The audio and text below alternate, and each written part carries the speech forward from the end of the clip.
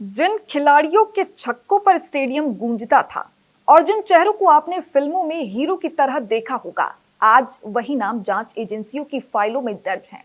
Online batting से जुड़े 1xBet case ने पूरे देश में हलचल पैदा कर दी है और अब ये मामला सिर्फ सट्टेबाजी तक सीमित नहीं रहा, बल्कि मनी लॉन्ड्रिंग और टैक्स चोरी तक पहुंच गया है।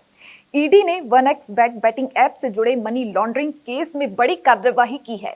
ईडी ने इस मामले में Indian cricketer Yuvraj Singh, robin Uthappa और कई बॉलीवुड सेलिब्रिटीज की करोड़ों रुपए की संपत्तियां अटैच की है।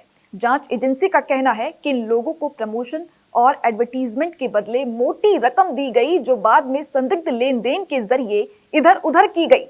ईडी के मुताबिक युवराज सिंह की करीब 2.5 करोड़ रुपए की संपत्ति अटैच की गई। रॉबिन उथप्पा की 8 लाख रुपए से ज्यादा की रकम जब्त की गई।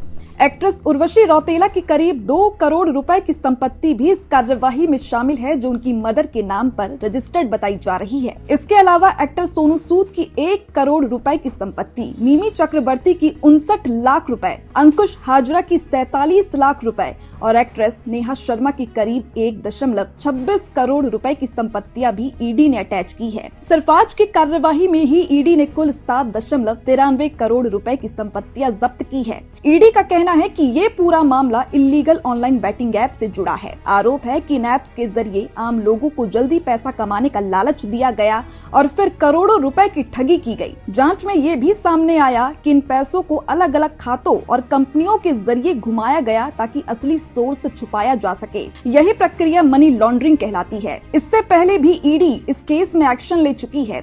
भारतीय क्रिकेटर शिखर धवन की 4.55 करोड़ रुपए और सुरेश रैना की 6.64 करोड़ रुपए की संपत्तियां पहले ही अटैच की जा चुकी है। इस तरह अब तक 1xBet केस में कुल 19 करोड़ रुपए से ज्यादा की संपत्तियां ईडी के कब्जे में आ चुकी है। जांच एजेंसी का मानना है कि ये सिर्फ शुरुआत है और आने वाले दिनों में और भी बड़े नाम सामने आ सकते हैं। वहीं 1xBet कंपनी की ओर से दावा किया गया कि वो एक ग्लोबल बैटिंग प्लेटफॉर्म है और पिछले कई सालों से बैटिंग इंडस्ट्री में काम कर रही है। कंपनी का कहना है कि उसकी वेबसाइट और ऐप कई भाषाओं में उपलब्ध है और दुनिया के कई देशों में उसके ग्राहक हैं। लेकिन भारत में ऑनलाइन बैटिंग को लेकर कानून काफी सख्त है। ऐसे में सवाल उठ रहा है कि क्या नियमों को नजरअंदाज करके यहाँ बैटिंग का बड़ा नेटवर्क खड़ा किया गया। अब ईडी इस पूरे मामले में पैसों के नेटवर्क, प्रमोशन डील्स और सेलिब्रिटी इंडोर्समेंट्स की गहराई से जांच कर रही है। जांच का फोकस इस बात पर है कि आखिर पैसा कहां से आया, कहां गया और किस किस के जरिए घुमाया गया। देश की नजर अब इसी पर टिकी हुई है कि इस हाई प्रोफाइल 1xBet केस में आगे कौन सी बड़ी कार्यवाही होती है और किन नए नामों का खुलासा होता है। तो फिलहाल के लिए इस खबर में बस इतना ही। बाकी ऐसी ही तमाम खबरों के लिए आप बने रहिए हमारे साथ और देखते रहिए भारत अपडेट।